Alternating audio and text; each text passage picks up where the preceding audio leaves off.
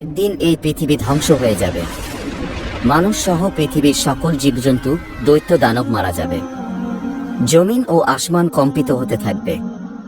জমিন ফেটে যাবে, বাড়িগাড়ি পাহাড় পর্বত ধ্বনিত তুলার মতো উঠতে থাকবে। অতঃপর শুরু হবে এক নতুন জীবন, সেই জীবনের নাম আখিরাত। সবাইকে এই দুনিয়ার সকল কাজকর্মের হিসাব দিতে হবে।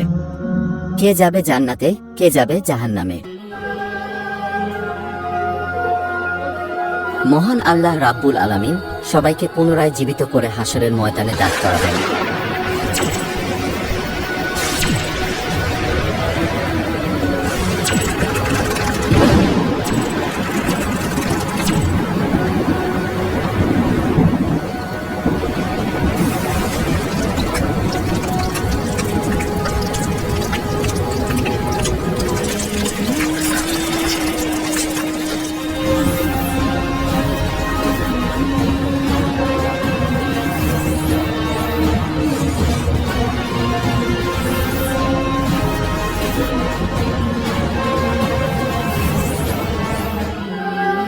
সেদিন প্রত্যেক মানুষকে 5টি প্রশ্ন করা হবে।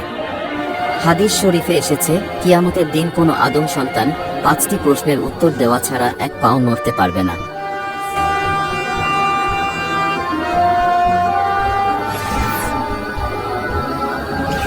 সেদিন তাকে জিজ্ঞাসা করা হবে তার জীবনের লক্ষ্য ও উদ্দেশ্য কি ছিল, এবং তার যৌবনকাল কিভাবে কাটিয়েছে, কিভাবে সে উপার্জন করেছে এবং তা কিভাবে ব্যয় করেছে, তার জ্ঞান বা বিবেক অনুসারে কর্ম করেছে কিনা, আর মহান রবের ইবাদত করেছে কিনা।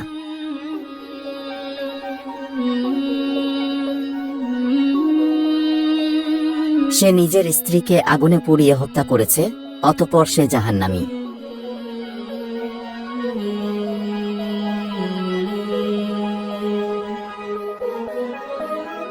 অনেক টাকা পয়সা থাকা সত্ত্বেও দান খয়রাত করে নাই, অথচ সেই টাকা দিয়ে নেশা করেছে, অতঃপর সে জাহান্নামী।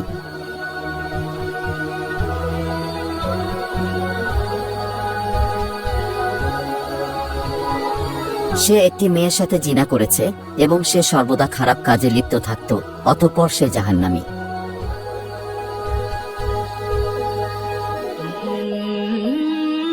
নিজের স্বামী থাকা সত্ত্বেও অন্য পুরুষের সাথে জেনায় লিপ্ত হয়েছে, অতঃপর সে জাহান্নামী। ইসলামের দৃষ্টিতে সুদ ও ঘুষ হারাম, এই হারাম কাজে লিপ্ত হওয়ায় অতঃপর সে জাহান্নামী। আল্লাহ ব্যতীত অন্যজনকে রব স্বীকার করেছে এবং মূর্তি পূজা করেছে, অতঃপর সে জাহান্নামী। যারা তাদের কৃতকর্মের কারণে জাহান্নামে যাবে, তারা অনন্তকালের জন্য জাহান্নামের কঠিন শাস্তি ভোগ করতে থাকবে।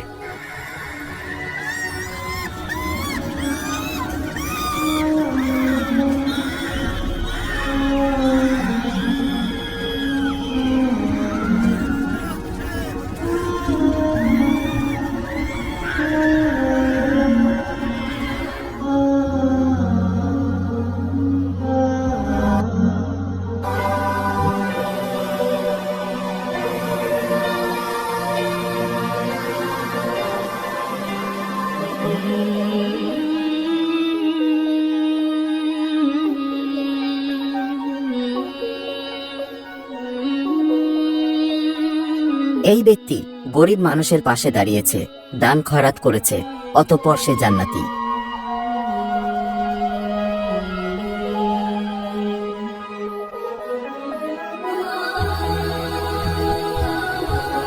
সে হালাল পথে টাকা রোজগার করেছে এবং নামাজ কালাম আদায় করেছে, অতঃপর সে জান্নাতি।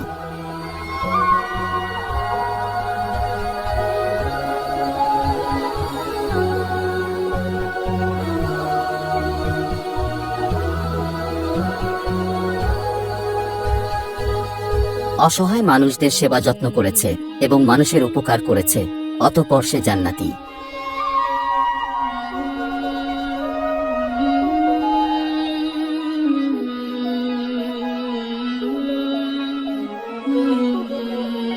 কুরআন ও হাদিসের কথা শুনে তওবা পাঠ করেছে এবং মহান রবের উপাসনা করেছে, অতঃপর সে জান্নাতি।